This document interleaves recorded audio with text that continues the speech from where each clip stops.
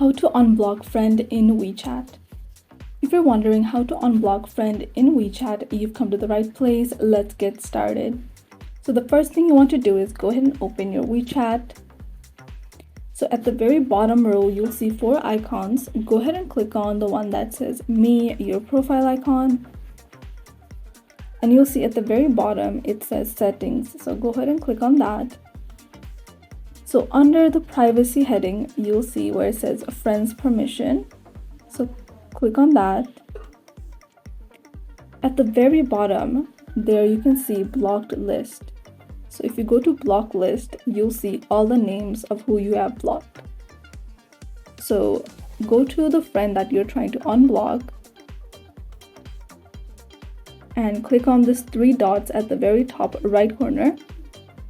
And right now you can see in block there is green, and if you tap on it, then you'll see that you have successfully removed your friend from the block list.